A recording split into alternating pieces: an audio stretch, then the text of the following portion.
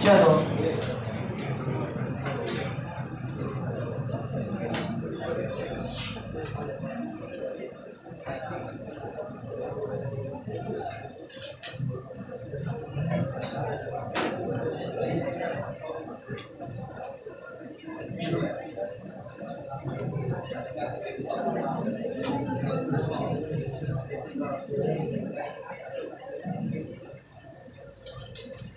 पंद्रह थी 28 दिवस स्त्रावी तबक्को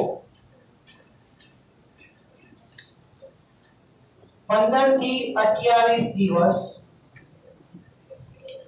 સ્ત્રાવી તબક્કો अथवा सिक्रीटरी तबक्को तमे 22मा चैप्टर में भणी गया सिक्रीशन એટલે સ્ત્રાવ इंग्लिश में सिक्रीशन એટલે गुजराती में स्त्राव એટલે તમને खबर होय तो सिक्रीटिंग અને એનું જો કાર્ય તમને યાદ આવતું હોય કે પિત્તાશયમાંથી પિત્તરસ અને સ્વાદુપિંડમાંથી સ્વાદુરસનો સ્ત્રાવ પ્રેર એ સ્ત્રાવ કરે છે પણ સ્ત્રાવને ઇંગ્લિશમાં સિક્રીશન કહેવાય સિક્રીશન થવું બહાર સ્ત્રવિત થવું એમ એટલે એને કહેવાય સ્ત્રાવી તબક્કો અથવા સિક્રીટરી તબક્કો અથવા સૌથી અગત્યનો લ્યુટિયલ તબક્કો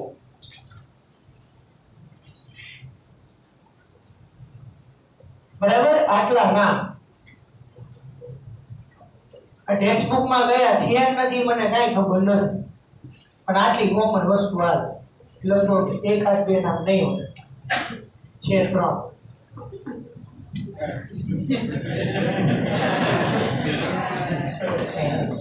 चल जाता गर्भाशय में बे घटना અને અનપિંડ में बे घटना એટલે અહીંયા આપણે બે ભાગ પાડવાના છે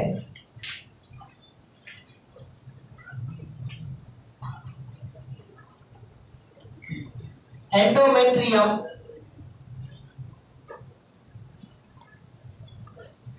वधु रुधिर युक्त छाटू અને ગ્રંથિમય બને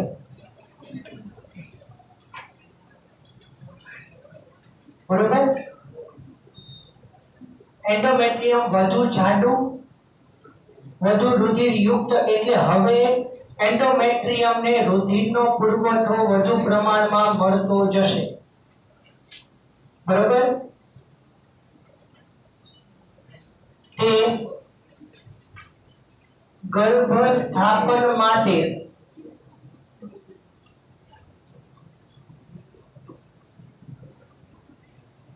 તૈયાર થાય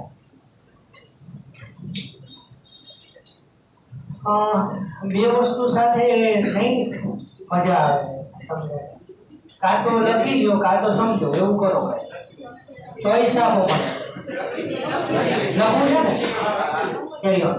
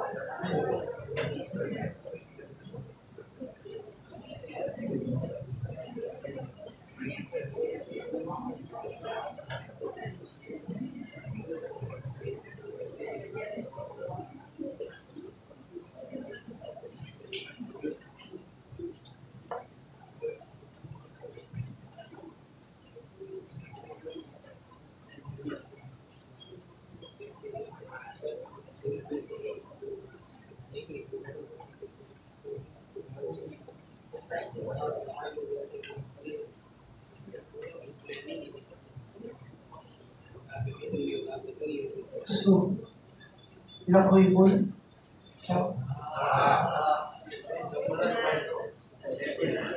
જો ફલન થાય તો ગર્ભસ્થાપન થાય અને ગર્ભવૃદ્ધિ તથા ગર્ભ વિકાસ આગળ વધે. જો ફલન થાય તો કોર્પસ લ્યુટિયમનું વિઘટન અટકે કે જેથી પ્રોજેસ્ટેરોનનું પ્રમાણ વધે.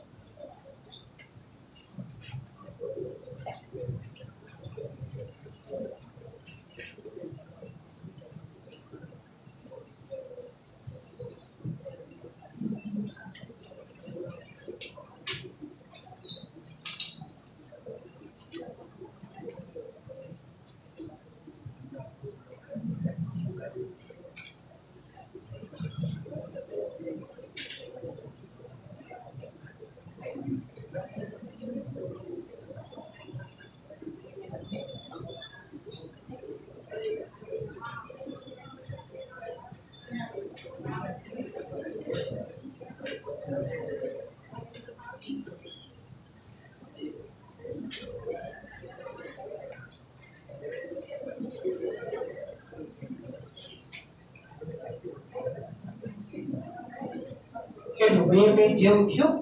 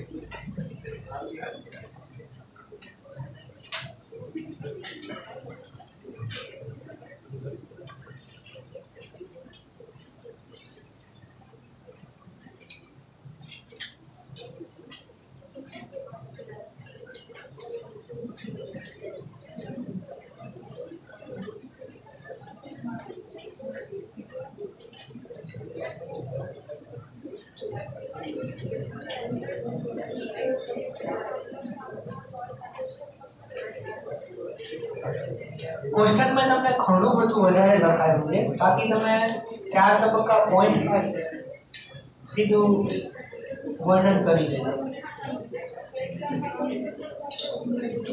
ચાલશે.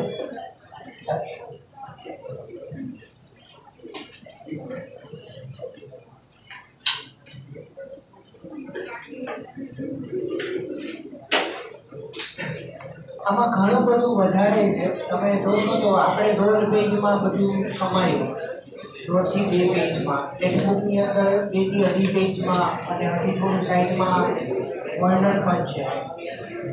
બરાબર?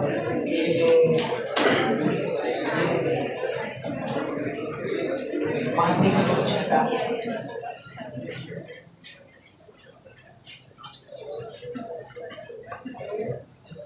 ડિસ્ક્રિપ્શન તમે વાંચશો તો એના તબક્કા ડાયરેક્ટ તમે દિવસ પ્રમાણે લખી દો તો એ પોઈન્ટ પાડીને બેટર રહેશે. આઈ થિંક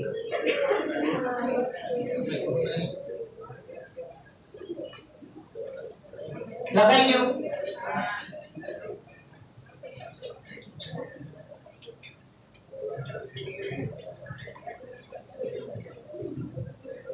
જો ધ્યાન રાખો, છેલ્લો ભાગ 15 થી 28 દિવસ સ્ત્રાવી તબક્કો અથવા સિક્રેટરી તબક્કો અથવા લ્યુટિયલ તબક્કો. આનું નામ લ્યુટિયલ એટલા માટે પડ્યું કારણ કે તમને ખ્યાલ છે કે 14મા દિવસે અંડપતન પછી ગ્રાફિયન પુટિકા કોર્પસ લ્યુટિયમમાં ફેરવાય.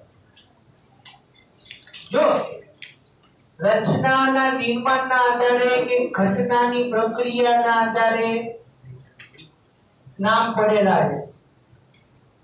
ઋતુસ્ત્રાવ તબક્કો એ સમય દરમિયાન જે રચનાઓ ઉપયોગમાં નથી લેવાય એ બધી રચનાઓને શરીરમાંથી બહાર ત્યાગ કરી દેવામાં આવે. બરોબર? ત્યાંથી આપણે સ્ટાર્ટ કર્યું તો અહીંયા આપણે પૂરું જ કરીએ. અહીંયા એ જ ઘટના આવી ગઈ આવી. બરોબર? મેં તમને ઋતુચક્રની શરૂઆતમાં કીધું હતું કે પ્રોજેસ્ટેરોન ઘટતા એન્ડોમેટ્રિયમ તૂટે. બરોબર? જો ધ્યાન રાખો, એન્ડોમેટ્રિયમ વધુ રુધિરયુક્ત, જાડુ અને ગ્રંથિમય બને અને હવે એન્ડોમેટ્રિયમ ગર્ભના સ્થાપન માટે તૈયાર થાય. 6 થી 13 દિવસ દરમિયાન બનેલું જે એન્ડોમેટ્રિયમ છે તે ગર્ભના સ્થાપન માટે તૈયાર નહીં હોય. એટલે સવારે મેં તમને કીધું હતું કે 13 દિવસ દરમિયાન ફલનની કોઈ શક્યતા રહેતી નથી, પણ અંડકોષ મુક્ત થયા પછી 48 થી 72 કલાક એનો આયુષ્યકાળ હોય અને શુક્રકોષ નર શરીરમાંથી બહાર આવી ગયા પછી પણ એનો સમયગાળો 48 થી 72 કલાકનો હોય. એટલે અંડપતનના મહત્તમ 2 થી 3 દિવસ દરમિયાન ફલનની શક્યતા વધારે રહે. પછી ધીમે ધીમે અંડકોષ એની ફલનની ક્ષમતા ઘટાડતું જાય. પછી ધીમે ધીમે ફલનની ક્ષમતા રહેતી નથી. ધારો કે અંડકોષ શુક્રકોષ સાથે ફલન થયું, ફલિતાંડનું નિર્માણ થયું, બરાબર? તો ગર્ભાશય ગર્ભના સ્થાપન માટે તૈયાર જ છે. જો ફલન થાય તો ગર્ભ બને, ફલિતાંડ બન્યું છે એમાંથી ગર્ભ બને, ગર્ભનું ગર્ભાશયમાં સ્થાપન થાય અને સ્થાપન થયા પછીની ભ્રૂણ વિકાસ, ભ્રૂણ વૃદ્ધિ, બરોબર? એ બાદથી જરાયુનું નિર્માણ, જર્દી કોથળીનું નિર્માણ, આ બધું હવે આપણે એ બાજુ જ હવે ધીમે ધીમે જવાનું છે. ચેપ્ટરની એન્ડિંગ બાજુ નજીક આવતા જઈએ છીએ. બરોબર? એટલે ધીમે ધીમે પશ્ચફલન ઘટનાઓ કહેવાય આને. પશ્ચફલન ઘટનાઓ કઈ કઈ આવે? ફલિતાંડનું નિર્માણ, ફલિતાંડમાંથી ગર્ભનું નિર્માણ, ગર્ભમાંથી ભ્રૂણનું નિર્માણ, બરોબર? એની વચ્ચે ગર્ભનું ગર્ભાશયમાં સ્થાપન આવી, પછી ભ્રૂણ બને, ભ્રૂણનો વૃદ્ધિ વિકાસ થાય, શરીરના કોષો, પેશીઓ, અંગ તંત્રનું નિર્માણ થાય, ધીમે ધીમે સ્વતંત્ર અંગો પોતાનું ચોક્કસ કાર્ય કરવા માટે સક્ષમ બનતા જાય. આ બધી ઘટના આગળ વધે. તો અંડપિંડની અંદર જે કોર્પસ લ્યુટિયમ બન્યું હતું, તો જો ફલન થાય તો સિમ્પલ છે કે કોર્પસ લ્યુટિયમનું વિઘટન અટકી જાય. બસ. શું કામ? કારણ કે કોર્પસ લ્યુટિયમ જે સમયે ફલનની ઘટના થાય છે એ ટાઈમે કોર્પસ લ્યુટિયમનું વિઘટન અટકી જાય. 14મા દિવસે અંડકોષ મુક્ત થયા પછી 15મા દિવસે ફલનની શક્યતા ખૂબ જ વધારે હોય, કારણ કે પ્રોજેસ્ટેરોનનું પ્રમાણ ખૂબ વધારે હોય. પછી 16મા દિવસે પ્રોજેસ્ટેરોનનું પ્રમાણ થોડું કોર્પસ લ્યુટિયમના વિઘટનના કારણે ઘટે, એટલે ફલનની શક્યતા થોડી ઘટે. પછી 17મા દિવસે હજી પણ એના કરતા ફલનની શક્યતા ઘટે.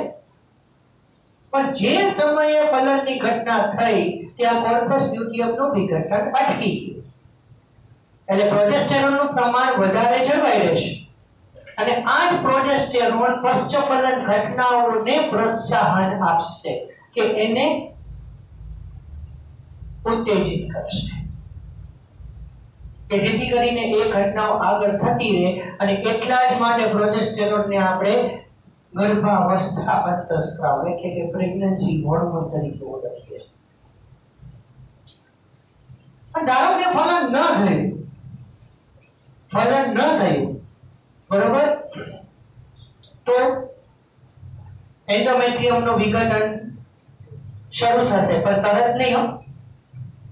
ઋતુચક્રનો 15 થી 28 દિવસનો સમયગાળો પૂરો થયા પછી બરોબર, એટલે 28મા દિવસે જે એન્ડોમેટ્રિયમ ગર્ભનું સ્થાપન કરવા માટે તૈયાર હતું, ફલન ન થયું, ગર્ભ ન થયો, એટલે એન્ડોમેટ્રિયમનું હવે કોઈ કાર્ય નથી, એટલે એન્ડોમેટ્રિયમનું વિઘટન થવાનું શરૂ થાય અને પછીનું ઋતુચક્ર શરૂ થાય. એટલે આ વાક્ય મેં 28 દિવસનું લખ્યું છે, 28મા દિવસ,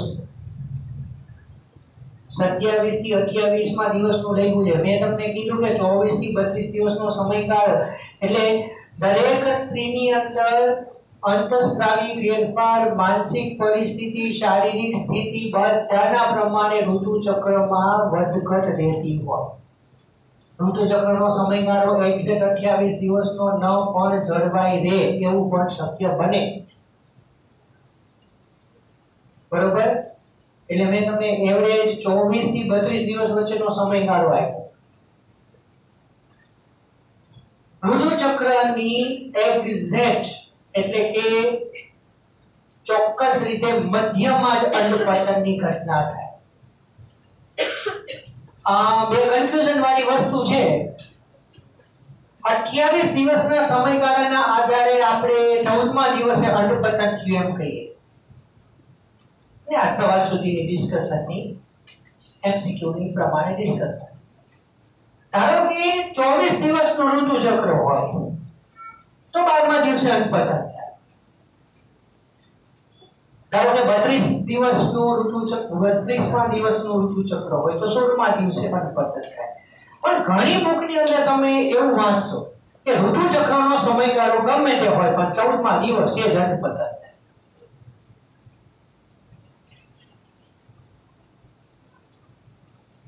જવાબ આ સાચો છે, અંડપતન કે 14મા દિવસે જ અંડપતન થાય. શું કામ? ઋતુચક્રનો સમયગાળો ગમે તેટલો પણ ઋતુસ્ત્રાવી તબક્કો જે છે એ ફિક્સ 1 થી 5 દિવસ, અને પ્રોલિફરેટિવ તબક્કો એટલે કે ફોલિક્યુલર તબક્કો એ 6 થી 13 નો ફિક્સ. પણ લ્યુટિયલ તબક્કાની અંદર વધઘટ થવાના કારણે ઋતુચક્રની અંદર વધઘટ થવાની શક્યતાઓ ખરી.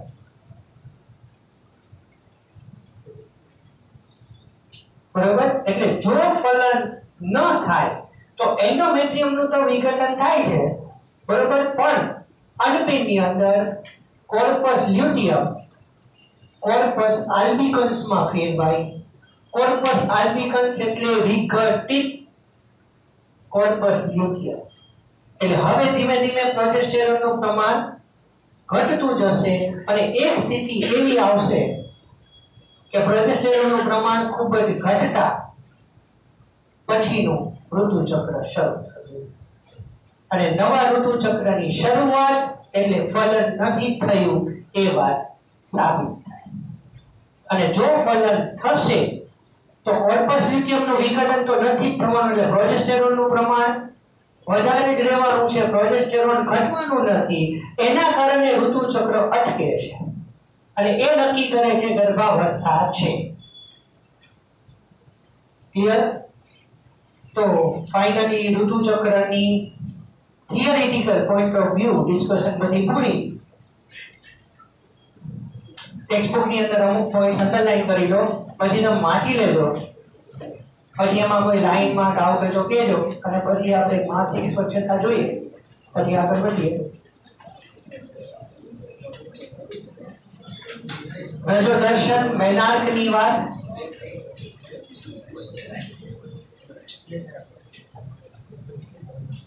ઋતુસ્રાવ સરેરાશ 28 થી 29 દિવસોના અંતરાલે પુનરાવર્તિત થાય છે.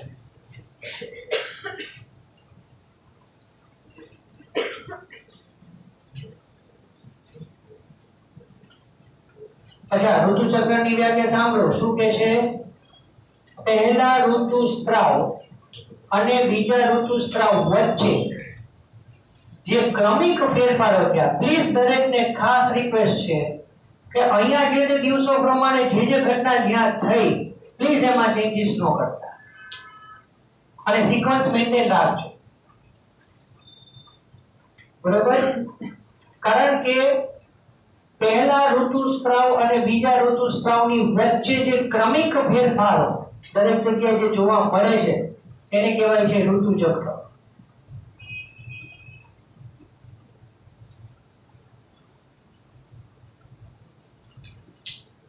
શરૂઆતનો ઋતુસ્રાવ તબક્કો થઈ ગયું. ગર્ભાશયનું અંદરનું સ્તર લખ્યું નથી. એન્ડોમેટ્રિયમ તૂટે, રુધિરવાહિનીઓ તૂટે, હિમન પંપનું પ્રવાહી યોનિમાર્ગ મારફતે બહાર આવે.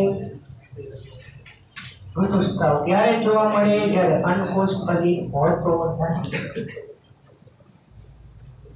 ઋતુસ્રાવનો અભાવ ગર્ભધારણની સૂચક નિશાની છે, પણ જો ઋતુચક્ર 1 અઠવાડિયાથી 15 દિવસ થી વધારે સમયગાળો પછીના ઋતુચક્ર માટે લાગેલો હોય પણ હજી ઋતુચક્ર શરૂ ન થયું હોય તો ગર્ભાવસ્થાની સૂચક નિશાની કહી શકાય. બરોબર? ઘણી વખત ઋતુચક્ર 1 અઠવાડિયું કે થોડા દિવસોનું વધઘટ હોઈ શકે છે. બરોબર? જો હજી આવે છે, જો કેટલાક અન્ય નીચે દર્શાવેલા કારણોના કારણે પણ એવું થઈ શકે છે. એટલે કે ઋતુચક્ર જોવા નથી મળતું અથવા ક્યારેક ઋતુચક્ર ગેરહાજર, તણાવ, અસ્વસ્થતા વગેરે. ધારો કે કોઈ એવી શારીરિક બીમારી હોય એના કારણે ક્યારેક ઋતુચક્રમાં અભાવ જોવા મળે. બરાબર? જેથી કરીને અંતઃસ્ત્રાવી વધઘટ એની ઉપર ખાસ ચોક્કસ અસર જોવા મળતી હોય. પછી પુટિકીય તબક્કો અથવા ફોલિક્યુલર તબક્કો અથવા પ્રોલિફરેશન તબક્કો. જો ત્રણેય વસ્તુ નીચે લખેલી છે. મયુર, ફોલિક્યુલર તબક્કો અથવા પુટિકીય તબક્કો.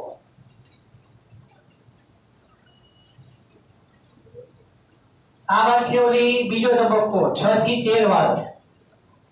પડે જ ખબર? પુટિકીય તબક્કો અથવા ફોલિક્યુલર તબક્કો અથવા પ્રોલિફરેશન તબક્કો 6 થી 13 દિવસ. ગોનેડોટ્રોપિન્સ આવી ગયા છે, તમે સવારે કીધું હતું એ પ્રમાણે. પછી LH નો ઝડપી સ્ત્રાવ ઋતુચક્રના મધ્યના એટલે કે વચ્ચેના સમય દરમિયાન મહત્તમ સ્તરે પહોંચે એને LH પરાકાષ્ઠા, ઇંગ્લિશમાં LH સર્જ, SURGE કહેવાય. એટલે માદાની અંદર ધારો કે ફલનની શક્યતામાં સમયે જો અંડકોષ મુક્ત ન થતો હોય, કોઈ પણ માદાની અંદર ફલન થવાની શક્યતા ન હોવી, એના પાછળ ઘણા બધા કારણો છે. ચોથા ચેપ્ટરની એન્ડિંગમાં હું તમને કહીશ. આના પછી આપણે ચોથું ચેપ્ટર જ કન્ટિન્યુ કરવાના છે. પણ ચોથા ચેપ્ટરની એન્ડિંગમાં અફળદ્રુપતા કરીને ટોપિક છે. ફલન થતું નથી, આની પાછળ ઘણા કારણો જવાબદાર છે. બરોબર?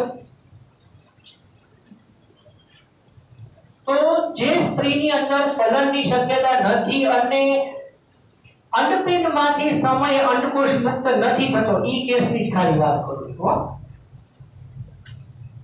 જો ફલનની શક્યતા ન રહે તો એનું એક મોટું લાંબુ લિસ્ટ બને. એ પછી હું તમને ચોથા ચેપ્ટરમાં કહી શાંતિથી આપણે 1 કલાક એની ડિસ્કશન કરવાના છીએ.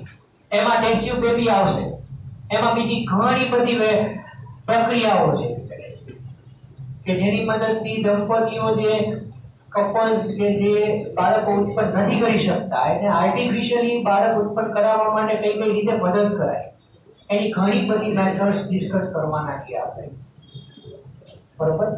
પણ જો સ્ત્રીમાં અંડપિંડમાંથી અંડકોશ ઉત્પન્ન ન થતો હોય તો એને LH ના ઇન્જેક્શન આપી અને LH નું સ્તર મહત્તમ કરી અને ચોક્કસ સમય એની અંદર અંડકોશ મુક્ત કરાવી શકાય કૃત્રિમ રીતે, બરોબર.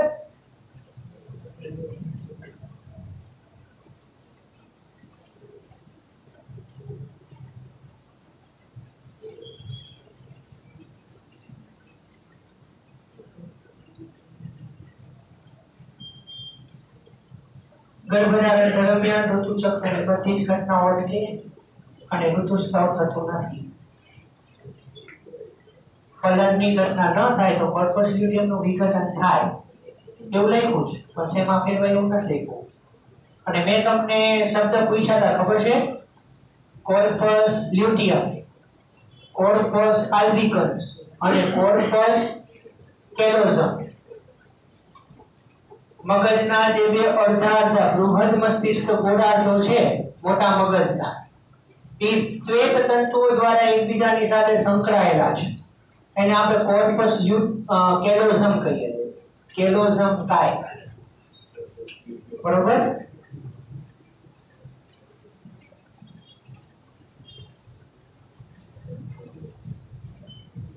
બસ બાકી મેનોપોઝની વાત કરેલી છે. એટલે સ્ત્રીનો પ્રજનન સમયગાળો, પ્રજનન ચક્રનો સમયગાળો રજો દર્શનથી રજો નિવૃત્તિની વચ્ચેનો થયો, બરોબર. ચલો હવે છેલ્લી વાત કરી દઈએ, માસિક સ્વચ્છતા. હવે દરેકની ટેક્સ્ટબુકમાં સાઈડમાં છે ને યલો કલરનું કંઈક આપ્યું હશે, એક્સ્ટ્રા છે, લખવાની જરૂર નથી, પણ ક્યારેક તમને 2 માર્કમાં પૂછી શકે કે ઋતુસ્રાવ દરમિયાન કઈ કઈ સાવચેતી રાખવી જોઈએ, તો એની થોડી માહિતી જોઈ લઈએ, પછી ફલન ને ગર્ભ સ્થાપન આગળ વધીએ. માસિક સ્ત્રાવ દરમિયાન સફાઈ અને સ્વચ્છતાની જાળવણી કરવી ઘણી અગત્યની છે. તમારી પોતાની જાતને નિયમિત રીતે સ્નાન કરી સ્વચ્છ રાખવી, ઘરે બનાવેલ પેડ કે સેનિટરી નેપકિનનો ઉપયોગ કરવો કે જે ઋતુસ્રાવના દરેક ઘટકોને સારી રીતે શોષણ કરી શકે. જરૂરિયાત પ્રમાણે પ્રત્યેક 4 થી 5 કલાક પછી સેનિટરી નેપકિન કે ઘરે બનાવેલ પેડને બદલવા. વપરાયેલ સેનિટરી નેપકિનનો નિકાલ યોગ્ય રીતે કાગળમાં વીંટાળીને કરવો. ઋતુસ્રાવ દરમિયાન જે સ્રવિત થતું ગર્ભાશયના ઘટકો છે એ અન્ય પ્રાણીઓ માટે બહુ ઝેરી સાબિત થાય, પ્રાણીઓને નુકસાન થાય. એટલે સેનિટરી નેપકિન કે ઘરે બનાવેલ પેડ જે ઋતુસ્રાવ દરમિયાન ઉપયોગમાં લીધેલા હોય એને બરોબર રીતે કાગળમાં વીંટાળી અને પછી એને શું કહે છે, વપરાયેલા નેપકિનને ખુલ્લા વિસ્તારમાં કે શૌચાલયની ગટરની પાઇપલાઇનમાં નિકાલ કરવો નહીં. નેપકિનનો ઉપયોગ કર્યા પછી હાથ સાબુથી ધોવા. 2 માર્કનો પ્રશ્ન, માસિક સ્વચ્છતા સમજાવો પૂછે તો. બાકી માસિક ચક્રની અંદર લખવાની કઈ જરૂરિયાત નથી.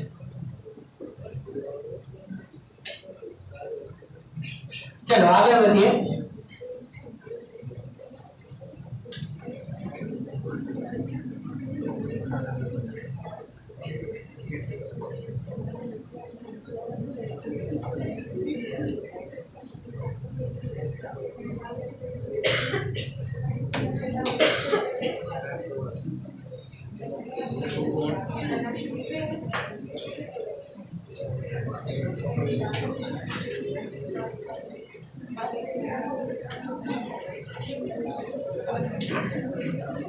એમ તો આની અંદર ઘણી બધી વાતો છે, જો ધ્યાન રાખો।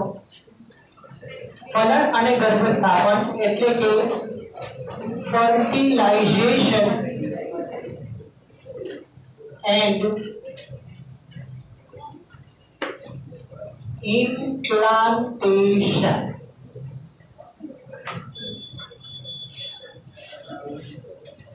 ફલનની ઘટના, ફલિતાનનું નિર્માણ, ફલિતાનમાં વિખંડન અને ફલિતાનમાંથી ગર્ભનું નિર્માણ અને ગર્ભનું ગર્ભાશયમાં સ્થાપન। હવે જે હું ડિસ્કશન કરવાનો છું એ ફલન થયાના ઘટના પછી એક અઠવાડિયા સુધી એક બેસિક ઇન્ફોર્મેશન આપી દઉં। ગર્ભનું સ્થાપન ફલનની ઘટનાના એક અઠવાડિયે થાય। જ્યારે ફલનની ઘટના થઈ હોય ત્યારે એક અઠવાડિયે એટલે કે 7મા દિવસે ગર્ભનું ગર્ભાશયમાં સ્થાપન થાય, બરોબર। અને એ ટાઈમે ફલનની ઘટના થયા પછી તરત જ કોર્પસ લ્યુટિયમનું વિઘટન અટકે, પછી ઋતુચક્ર જોવા મળતું નથી। પણ આખી ઘટના કઈ રીતે થશે, ગર્ભનું ગર્ભાશયમાં સ્થાપન કઈ રીતે થશે, એ એક પછી એક વારા પરથી જોઈએ, બરોબર।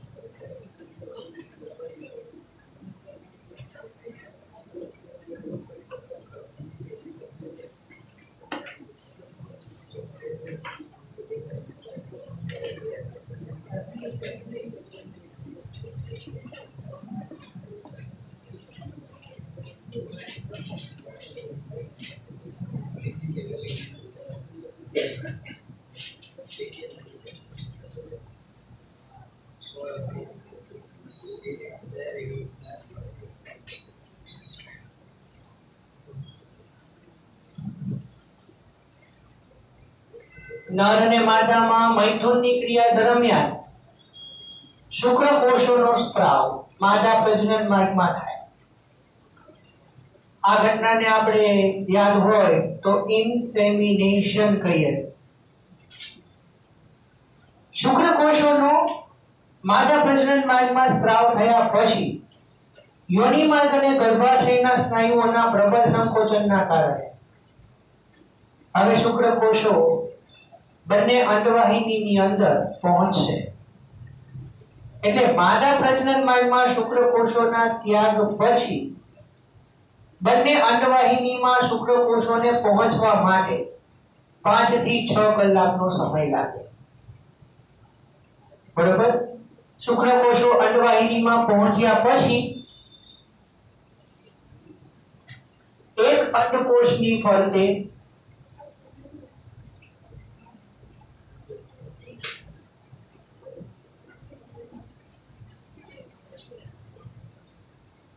घणा बधा शुक्रकोशो घेरा परंतु શું લખવું હવે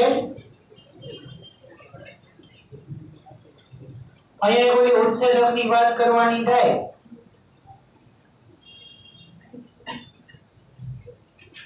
परंतु मात्र एक ज शुक्रकोश बराबर के जेनो શું લખો હવે અંડકોશની ફરતે ઘણા બધા શુક્રકોશો ઘેરાય પણ ઈ ઘણા બધા શુક્રકોશો પૈકીનો માત્ર एक ज शुक्रकोश अंडकोशમાં દાખલ થઈ શકે કયો કે જેનું શુક્રાગ્ર હાયલ્યુરોનિડેઝ उत्सेचक उत्पन्न करे